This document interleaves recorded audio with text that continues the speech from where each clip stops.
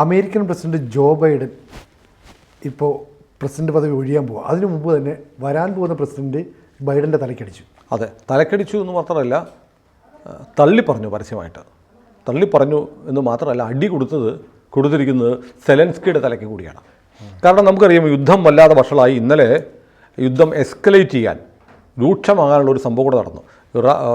റഷ്യയുടെ ആണവ പ്രതിരോധ സേനയുടെ തലവനായ ഇഗോർ കിർലോവിനെ SBU എന്ന് പറയുന്ന ഇവരുടെ ഒരു രഹസ്യ, നമ്മുടെ KGB ഒക്കെ പോലെയുള്ള, അല്ലെങ്കിൽ ട്രോവ പോലെയുള്ള, മൊസാദ് പോലെയുള്ള രഹസ്യ സംഘടനയാണ് SBU, ചാരസംഘടന. SBU സ്ഫോടനം നടത്തി കൊന്നു, ഓർക്കുന്നില്ലേ? Scooter bomb, electric scooter bomb പൊട്ടിച്ച് കൊലപ്പെടുത്തി. SBU അത് അവകാശപ്പെട്ടു, ഞങ്ങളാണ് കൊന്നത്, ഇയാൾ യുദ്ധക്കുറ്റവാളിയാണ്, ഇയാൾ രാസായുധം പ്രയോഗിച്ചു, ക്ലോറോപിക്രിൻ പ്രയോഗിച്ചു എന്നൊക്കെ പറഞ്ഞിട്ടാണ് 4800 തവണ ഞങ്ങളുടെ പട്ടാളത്തിന് നേരെ റഷ്യ രാസായുധം പ്രയോഗിച്ചു എന്നൊക്കെ പറഞ്ഞ് തിങ്കളാഴ്ച പറഞ്ഞു, ചൊവ്വാഴ്ച കൊല്ലപ്പെട്ടു. അപ്പോൾ കൃത്യമായി ഇവരെ അക്യൂസ് ചെയ്യുന്നതിന് മുമ്പ് തന്നെ അവരങ്ങ് ഏറ്റെടുത്തു ഞങ്ങളാണെന്ന്. അതോടുകൂടി യുദ്ധം രൂക്ഷമാകാൻ പോവുക. ട്രംപ് ആണെങ്കിൽ യുദ്ധം അവസാനിപ്പിക്കണമെന്ന നിലപാടുള്ള ആളാണ്. ട്രംപ് ഇന്നലെ ഒരു പ്രധാനപ്പെട്ട ഒരു സംഭവം കൂടെ, ട്രംപ് ഇന്നലെ സെലൻസ്കിയെ വിളിച്ചു, പുടിനെ ഫോണിൽ സംസാരിച്ചു എന്ന് അന്താരാഷ്ട്ര മാധ്യമങ്ങൾ റിപ്പോർട്ട് ചെയ്യുന്നുണ്ട്. രണ്ടുപേരോടും സംസാരിച്ചിട്ടുണ്ട്. അതിനുശേഷം ഒരു വാർത്താ സമ്മേളനത്തിലാണ് ട്രംപ് ആഞ്ഞടിച്ചിരിക്കുന്നത് ബൈഡനെതിരെ.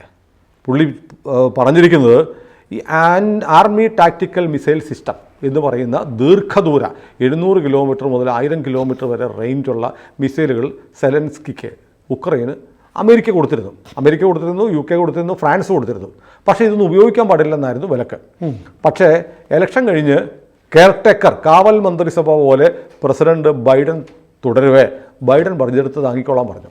അങ്ങനെ ഉക്രൈൻ ഈ ദീർഘദൂര മിസൈലുകൾ റഷ്യക്ക് നേരെ പ്രയോഗിച്ചുകൊണ്ടിരിക്കുകയാണ്. റഷ്യൻ മിസൈലുകൾ റഷ്യക്ക് നേരെ, അമേരിക്കൻ മിസൈലുകൾ, UKയുടെ മിസൈലുകൾ, ഫ്രാൻസിൻ്റെ മിസൈലുകളൊക്കെ പ്രയോഗിച്ചു. അതോടെ വല്ലാതെ ക്ഷുഭിതനായി ആര്? പുടിൻ. അപ്പോൾ യുദ്ധം തീർക്കാൻ വേണ്ടി പുടിനെ സംസാരിച്ച് മയപ്പെടുത്തിക്കൊണ്ടിരിക്കുകയായിരുന്നു ട്രംപ്. അപ്പോഴാണ് പുടിനെ കൂടുതൽ കോപാകുലനാക്കുന്ന ഒരു നിലപാട് ബൈഡൻ എടുത്തത്.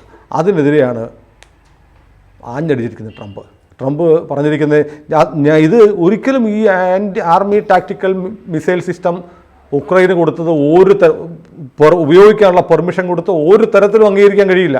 അതും ഞാൻ ചുമതല ഏറ്റെടുക്കുന്നതിന് ആഴ്ചകൾക്ക് മുമ്പ് കൊടുത്തു. ആരോട് ചോദിച്ചു, ഞാൻ എന്താണ്, എൻ്റെ മനസ്സിലുള്ള ധാരണ എന്താണെന്ന്, ഞാനാണ് പ്രസിഡന്റ് ആകാൻ പോകുന്നത്, ജനങ്ങൾ എന്നെ പ്രസിഡന്റായി തിരഞ്ഞെടുത്തു, സ്ഥാനം ഏറ്റെടുത്തതേ ഉള്ളൂ. അതിനിടയ്ക്ക് നയപരമായ തീരുമാനം എടുക്കാൻ ഇയാളാരാണ്? എൻ്റെ മനസ്സിൽ എന്താണെന്ന് അഭിപ്രായം പോലും ചോദിക്കാതെ എന്തൊരു തീരുമാനമെടുത്തു. അത് വലിയ തെറ്റാണ് ബൈഡൻ ചെയ്തിരിക്കുന്നത്. അതിനെ അനുവദിക്കുന്ന പ്രശ്നമേ ഇല്ല. ഞാൻ അധികാരം ഏറ്റെടുത്താൽ ആദ്യം ചെയ്യുന്നത് ഉക്രൈൻ ഈ മിസൈലുകൾ ഉപയോഗിക്കാൻ വിലക്കിക്കൊണ്ടുള്ള ഉത്തരവിൽ ഒപ്പിടും എന്ന് ട്രംപ് പറയുന്നു. വല്ലാത്ത പ്രതിസന്ധിയാണ്. അപ്പോൾ എനിക്ക് തോന്നുന്നു ബൈഡൻ ഒരു പ്രശ്നം ഉണ്ടായിക്കോട്ടെ എന്ന് ചോദിച്ചാൽ മനഃപൂർവ്വം കൊടുത്തതും ആകാം, അല്ലേ? ട്രംപിനൊരു പ്രശ്നം ആയിരിക്കാം. പക്ഷേ അതിന് വൈറ്റ് ഹൗസ് ഇപ്പോൾ മറുപടി പറഞ്ഞിട്ടുണ്ട്. ബൈഡൻ മറുപടി പറഞ്ഞിട്ടില്ല, വൈറ്റ് ഹൗസിൻ്റെ മറുപടി പറഞ്ഞു. അത് ഇപ്പോൾ ട്രംപ് പറയുന്ന പോലൊന്നും അല്ല, അത് മാസങ്ങളായിട്ട് ചർച്ച ചെയ്തുകൊണ്ടിരുന്നതാണ്, ഇപ്പോൾ അനുവാദം കൊടുത്തതേ ഉള്ളൂ എന്നാണ്. അപ്പോൾ ഏതായാലും വളരെ പ്രധാനപ്പെട്ട ഒരു കാര്യമുണ്ട്. ഇപ്പം നമ്മളിപ്പം ഒരു മന്ത്രിസഭയുടെ കാലാവധി കഴിഞ്ഞു, അപ്പോൾ കാവൽ മന്ത്രിസഭ ഉണ്ടാവും. അത് കഴിഞ്ഞ് പുതിയ മന്ത്രിസഭ അധികാരത്തിലേക്ക് വരും. ചിലപ്പോൾ ഒരാഴ്ച, അത് സത്യപ്രതിജ്ഞ നാളും സമയവും തീയതിയും ഒക്കെ നോക്കിയിട്ടാണ് പലപ്പെടുന്ന ഇന്ത്യ പോലുള്ള രാജ്യങ്ങളിൽ തീരുമാനിക്കുന്നത്. അമേരിക്കയിലൊക്കെ അങ്ങനെ തന്നെയാണ്, നല്ല ദിവസം, ഇന്ന ആഴ്ച, ഇന്ന ദിവസമൊക്കെ നോക്കിയിട്ടാണ് തീരുമാനിക്കുന്നത്. അപ്പോൾ നമ്മുടെ രീതിയല്ലെന്നേ ഉള്ളൂ, വിശ്വാസം വേറെയാണ്. ക്രിസ്തീയ വിശ്വാസപ്രകാരമൊക്കെ ആയിട്ടാണ് അവിടെയും അധികാരത്തിൽ നിൽക്കുന്നത്. അതിന് വേണ്ടിയിട്ടുള്ളൊരു ഗ്യാപ്പുള്ള പീരീഡിൽ അത്തരം നിർണായകമായ തീരുമാനങ്ങൾ എടുക്കാൻ പാടില്ല. കൂടെ എന്ന് ചോദിച്ചാൽ എടുക്കാം, കാരണം പ്രസിഡന്റിൻ്റെ അല്ലെങ്കിൽ പ്രധാനമന്ത്രിയുടെ എല്ലാ അധികാരങ്ങളും ഉണ്ട്. പക്ഷേ അതൊരു മര്യാദയല്ല, ധാർമ്മികതയല്ല. പ്രത്യേകിച്ച് ട്രംപ് പലപ്പോഴായി പറഞ്ഞിട്ടുണ്ട്, താൻ വന്നാൽ ഈ യുദ്ധം ഒറ്റ ദിവസം കൊണ്ട് അവസാനിപ്പിക്കും, അതിനുള്ള ശ്രമത്തിലാണ് താനെന്ന് ഇലക്ഷൻ ക്യാമ്പയിൻ്റെ സമയത്ത് തന്നെ ട്രംപ് പലതവണ പറഞ്ഞിട്ടുണ്ട്. അങ്ങനെ ഒരാൾ അധികാരത്തിലേക്ക് വരാൻ വേണ്ടി തിരഞ്ഞെടുക്കപ്പെടുമ്പോൾ ആ യുദ്ധം മൂർച്ഛിക്കാൻ പറ്റുന്ന കാര്യങ്ങൾ അവിടെ അധികാരത്തിലിരിക്കുന്ന ആൾ ചെയ്യുന്നത് മര്യാദയാണോ? അല്ല, രാഷ്ട്രീയമായ ഒരു തികഞ്ഞ മര്യാദകേടാണ് ബൈഡൻ ചെയ്തത്. അപ്പോൾ ബൈഡൻ അത് ചെയ്തത് എന്തുകൊണ്ടാണെന്ന് ചോദിച്ചാൽ പല താല്പര്യങ്ങളുണ്ടാവാം. ഒന്നെങ്കിൽ ഡീപ്പ് സ്റ്റേറ്റിൻ്റെ താല്പര്യം ഉണ്ടാവാം, അതും അല്ലെങ്കിൽ സംഭവിക്കാവുന്നത് ഒരുപക്ഷെ അമേരിക്കയിലെ ആയുധ വ്യാപാരികളുടെ താല്പര്യമായിരിക്കാം.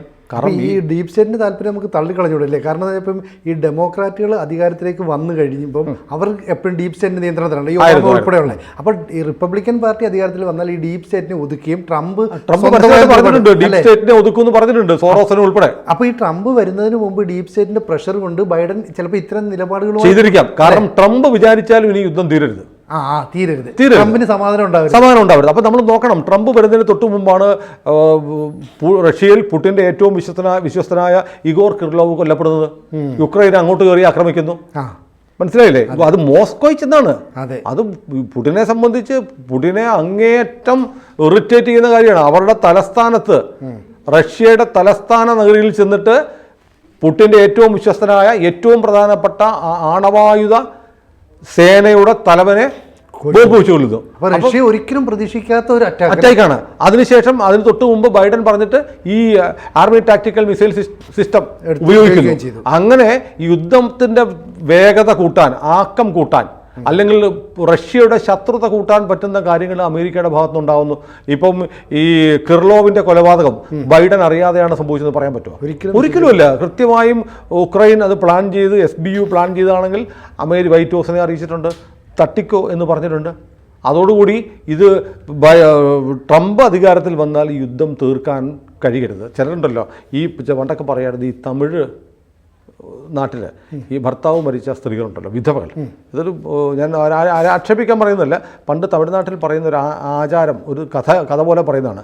അവർ ഏത് പെൺകുട്ടികളെ കണ്ടാൽ എന്നെപ്പോലെ നീയും വാ എന്ന് തലത്തൊട്ട് പറയുന്നു ചില ആളുകൾ എന്ന് പറഞ്ഞൊരു ഒരു ഒരു ഒരു കഥ തമിഴ്നാട്ടിൽ പറയാറുണ്ട്. തമിഴ്നാട്ടിൽ ഈ കുഞ്ഞുങ്ങൾ ജനിക്കുമ്പോൾ, പെൺകുഞ്ഞുങ്ങൾ ജനിക്കുമ്പോൾ അവരെ കൊല്ലുന്നൊരു പരിപാടി ഉണ്ടല്ലോ. കുട്ടികളുടെ അണ്ണാക്കിലേക്ക് ഒരു ഒന്നോ രണ്ടോ നെൽത്തരിയിട്ട് കൊടുക്കും. അപ്പോൾ ശ്വാസം മുട്ടും, കുഞ്ഞുങ്ങൾ മരിച്ചു പോകും, പെൺകുഞ്ഞുങ്ങൾ വേണ്ട. അങ്ങനെ ചെയ്യുന്ന പരിപാടിയുണ്ട്. അതൊക്കെ റിപ്പോർട്ട് ചെയ്യപ്പെട്ടിട്ടുള്ള. അപ്പോൾ അതുമായി ബന്ധപ്പെട്ട ഒരു ഒരു മോശപ്പെട്ടൊരു കാര്യമാണ് എന്നെപ്പോലെ നീയും വാ എന്ന് പറഞ്ഞ് അപമാനിക്കും എന്ന് പറഞ്ഞ പോലെ. അതുപോലെ ഞാൻ വിചാരിച്ചിട്ട് ഇതൊന്നും ചെയ്യാൻ പറ്റിയില്ല, അങ്ങനെ നീ വന്നിട്ട് അങ്ങനെ ചെയ്യണ്ട. മാത്രമല്ല, കഴിഞ്ഞ തവണ ഡൊണാൾഡ് ട്രംപ് അധികാരത്തിൽ വന്നപ്പോൾ അന്ന് പുടിന്റെ സഹായം ഉണ്ടെന്നൊക്കെ ആരോപണം ഉണ്ടല്ലോ. അപ്പോൾ വീണ്ടും ട്രംപ് അധികാരത്തിൽ വരുമ്പോൾ പുടിനുമായിട്ടൊരു ബന്ധമുണ്ട്. ഇപ്പോൾ വേണ്ട, അല്ല എനിക്ക് ചെയ്യാൻ പറ്റും. ഞാൻ വിചാരിച്ചിട്ട് യുദ്ധം തീർക്കാൻ പറ്റിയില്ല, ഞാൻ വിചാരിച്ചിട്ട് ബന്ദികളെ വിടാൻ പറ്റിയില്ല, ഞാൻ വിചാരിച്ചിട്ട് മിഡിൽ ഈസ്റ്റിലെ പ്രശ്നങ്ങൾ തീർക്കാൻ പറ്റിയിട്ടില്ല.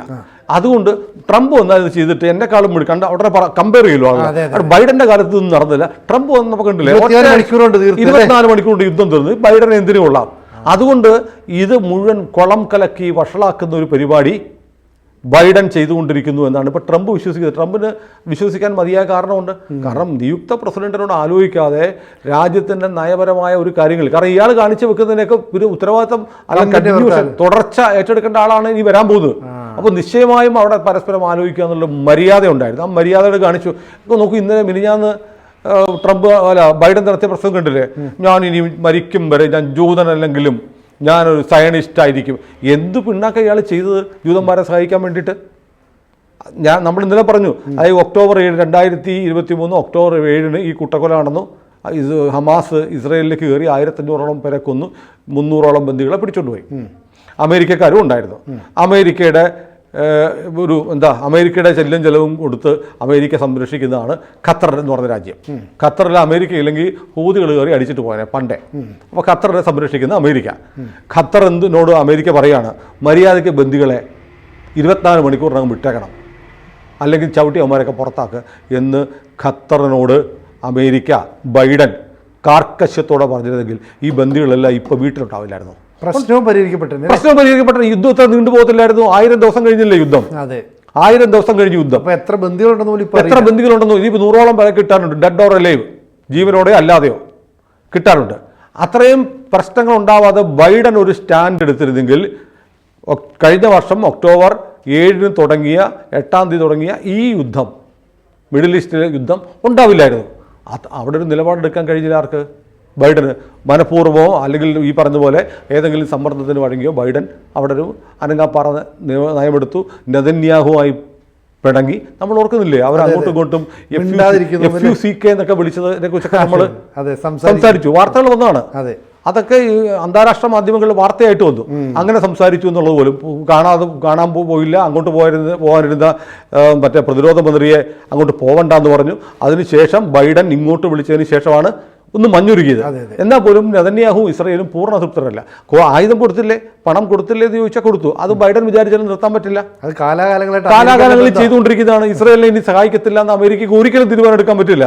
അമേരിക്കൻ പ്രസിഡന്റായിട്ട് തിരഞ്ഞെടുക്കപ്പെടുന്ന ആള് ആഗ്രഹിച്ചാൽ പോലും ഇസ്രായേലിനെ സഹായിക്കാതിരിക്കാൻ പറ്റില്ല. അത് അമേരിക്കയുടെ പോളിസിയാണ്, സ്റ്റേറ്റ് പോളിസിയുടെ ഭാഗമാണ്. മാത്രമല്ല അമേരിക്കയിലെ സമ്പന്നർ മുഴുവൻ ജൂതന്മാരാണ്. സമ്പന്നന്മാർ മാത്രമല്ല, അമേരിക്കയിലെ ഡിസിഷൻ മേക്കേഴ്സ് ആന്റണി ബ്ലിങ്കൻ ബൈഡന്റെ മന്ത്രിസഭയിൽ ജൂതനല്ലേ.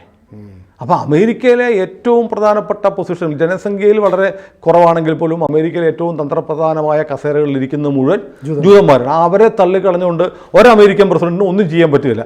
ചെയ്യാൻ പറ്റും, ബൈഡൻ എടുത്തതുപോലെ ഒരഴകുഴമ്പൻ നിലപാടെടുക്കാൻ പറ്റും. അപ്പോൾ ബൈഡനെ സംബന്ധിച്ച് ബൈഡൻ ഒരു മോശപ്പെട്ട രാഷ്ട്രീയക്കാരനാണെന്ന് ഓരോ ദിവസവും തെളിയിച്ചുകൊണ്ടിരിക്കുക. അല്ലെങ്കിൽ രാഷ്ട്രീയ മാന്യത എന്ന് പറയുന്നത് അടുത്തൊരു പ്രസിഡന്റ് ഇൻ വെയിറ്റിംഗ് ആണ്.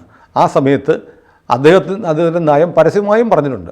അതിനെ അട്ടിമറിക്കുന്ന തരത്തിലുള്ള കാര്യങ്ങൾ കഷ്ടിച്ച് 2 ആഴ്ചയ്ക്ക് മുമ്പ് എടുക്കുന്നത് വളരെ മോശമാണ്. അതൊരുമാതിരി നെറികേടാണ്, ഒരുമാതിരി തരവഴി എന്ന് പറയുന്ന പരിപാടിയാണ്. റഷ്യ കാണിച്ചതും അത് തന്നെയാണ്. അതാണിപ്പം പരസ്യമായി ബൈഡനെ തള്ളിപ്പറഞ്ഞുകൊണ്ട് ബൈഡൻ കാണിച്ചത് അധികാര ദുർവിനിയോഗമാണ്, ജനാധിപത്യ പരമായ മര്യാദ പാലിക്കാതിരിക്കലാണ്, അധാർമികമാണ് എന്നൊക്കെ പരസ്യമായി നിയുക്ത പ്രസിഡന്റിന് പറയേണ്ടി വന്നത്.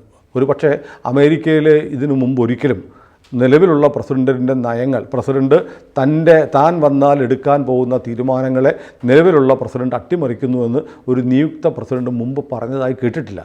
അപ്പം അത്രമാത്രം വല്ലാത്തൊരു മോശപ്പെട്ട തലത്തിലേക്ക് രാഷ്ട്രീയമായി നമ്മൾ നോക്കുമ്പോൾ ബൈഡൻ മാറുകയാണ്. ബൈഡൻ എന്തും ചെയ്യും, തനിക്ക് കിട്ടാത്തത് വേറെ ആൾക്ക് കിട്ടരുത്. അത് എത്ര വലിയ അമേരിക്കൻ പ്രസിഡന്റ് എന്നുള്ള വലിയ ഔന്നത്യമുള്ള പദവിയിലെത്തിയാലും വളരെ ചെറിയ മനസ്സാണ് ചില ആളുകൾക്കുള്ളതെന്ന് ഇതിൽ നിന്ന് വ്യക്തമാകും. കൂടുതൽ വാർത്തകളും വിശേഷങ്ങളും നിങ്ങളിലേക്ക് എത്താൻ ABC മലയാളം സബ്സ്ക്രൈബ് ചെയ്യുക, ബെൽ ബട്ടണും അമർത്തുക.